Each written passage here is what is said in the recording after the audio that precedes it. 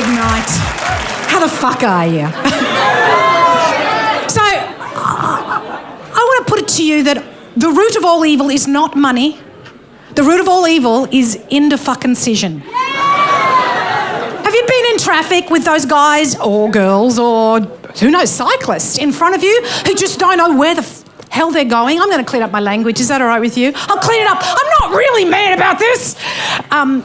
They don't know what they're doing. Gelatos. I was at Cow and Moon the other day. You know how long the Cow and Moon queues are? They go for like 50 minutes. And the guy at the front of the queue's like, oh, can I try the stracciatella with, can I try the limone? What about the... It's like, it's just gelato. No one's going to die if you get the wrong flavour.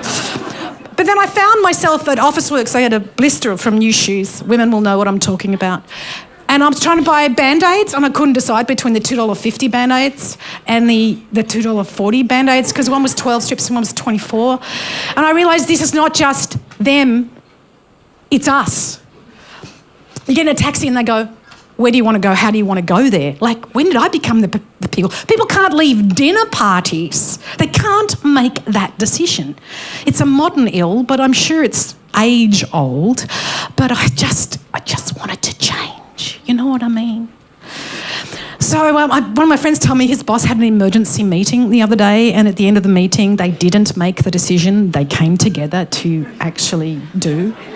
So why was it an emergency, and why did we have to make that decision? His boss couldn't decide who was allowed to go on holidays. So it just hung in the air for weeks. I mean, these people are a menace to society. And they're a menace to all of us. I'm calming down now. Do you like that? It's kind of, There are just too many decisions that are actually more important. What do I do with my super? Which school do I send my kids to? Do I have kids? If I have kids, how do I keep a life? These are the decisions that are much more important than what flavour gelato I have or how much I spend on Band-Aids. So there's a story about a guy who was on his roof because it was flooding, and his neighbour walked past and he said, it's flooding, you should leave. Oh no, he said, God will help me. God will save me. So a boat came along and he went, no, thanks, God will save me. A helicopter, no, thanks, God will save me. And the water got higher and higher and higher and he drowned. And he got to heaven. And at the pearly gates, God said to him, what the fuck? I sent you a neighbour, I sent you a boat, I sent you a helicopter. How much does it take? And that's kind of where I am with this decision thing. The more choice we have, the fewer decisions we actively make. There's research about this. Go and look up the JAM experiment. But essentially there is maximisers, people who need 1,000, like they have to research every possible option before making a decision, and satisficers who go, this is good enough. Because the lifestyle that we ordered is currently out of stock. If we keep doing the maximiser, we'll be stuck. We need to start doing the satisficer, the good enough decision.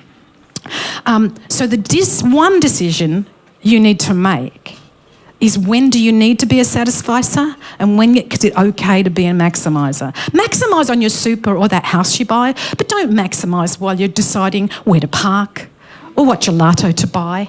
Be really clear on how important and earth-shattering the decision we're making really is. Buy the cheapest Band-Aids.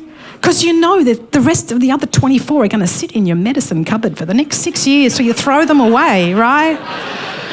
There's a story of Milton Erickson, who was a hypnotherapist, father of modern hypnotherapy, and a horse wandered into his yard. He was a kid. He lived in a farm in the States, and he took the horse home. When it got there, the owner said, "How did you know where the horse lived?" And he said, "Well, I didn't, but the horse did. I just followed him, and every time he stopped, I pushed him back onto the road, and he kept going till he got to his home." Life's a bit like that. If you just make decisions as they come, good enough, unless it's important, the root of all evil could be curbed. You could be, making beauty. This is my heart. I had an angiogram last year. So it's real. In coronary procedures, they have to ask 3 questions when people come in. If you ask more, your judgment is clouded and you make a poorer decision.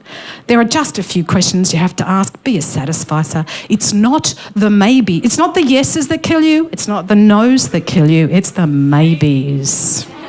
Thank you.